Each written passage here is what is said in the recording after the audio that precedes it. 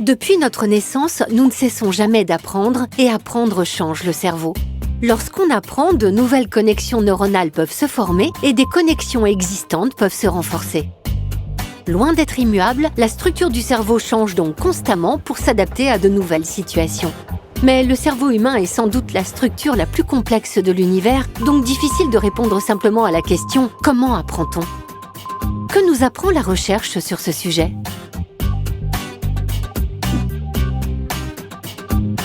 Les neurosciences contemporaines ont démontré que le processus d'apprentissage provient simultanément de l'origine génétique des principaux circuits du cerveau humain, l'inné, et de leur capacité à se modifier sous l'effet de règles d'apprentissage, l'acquis. Pour que cet apprentissage se fasse, le neuroscientifique français Stanislas Dehaene a défini 4 piliers indispensables. Le premier est l'attention, c'est-à-dire les mécanismes par lesquels le cerveau sélectionne une information et en oriente le traitement. Se concentrer sur un objet de pensée permet d'amplifier la capacité d'apprendre. Le deuxième est l'engagement actif.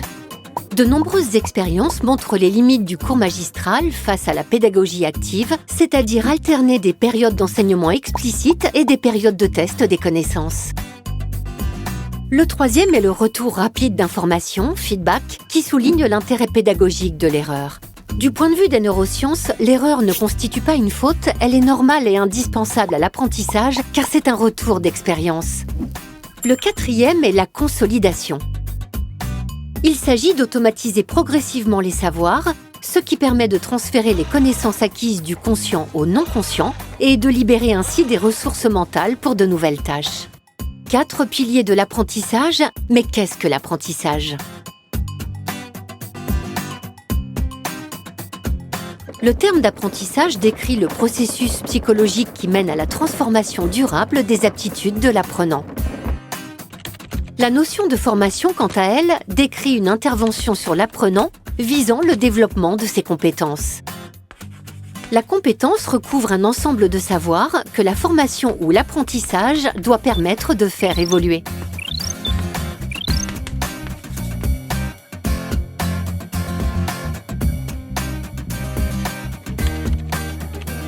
L'apprentissage formel se compose d'un contenu d'information, d'un processus d'apprentissage et d'un apprenant à qui le processus d'apprentissage profite.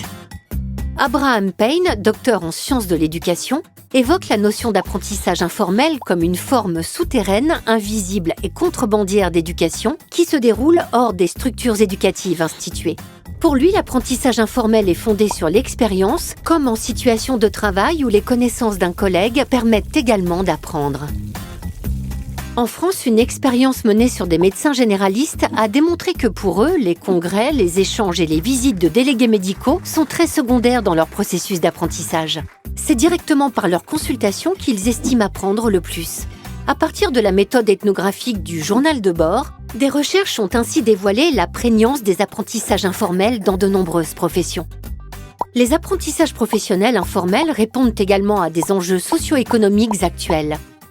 Les transformations des modes de management et de l'organisation du travail ont entraîné un glissement de la formation descendante vers des pédagogies inversées, plus adaptées à la reconnaissance des apprentissages du quotidien.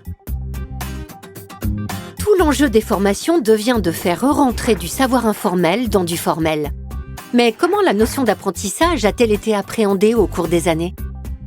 Dans les années 1920, des chercheurs théorisent le concept de behaviorisme en s'appuyant sur des comportements observés chez les animaux. Le behaviorisme conçoit l'apprentissage comme déterminé exclusivement par l'environnement. La formation ne doit pas s'interroger sur la manière dont les individus apprennent, mais les mettre en situation de test avec des erreurs et des réussites qui vont les amener à développer les bons comportements. Cette théorie est particulièrement efficace dans les apprentissages techniques lorsqu'il faut obtenir un nouvel automatisme. Dans les années 1950, on assiste au développement phénoménal des sciences cognitives qui tranchent avec le behaviorisme. Les approches cognitives visent à comprendre comment l'individu pense et se représente les choses.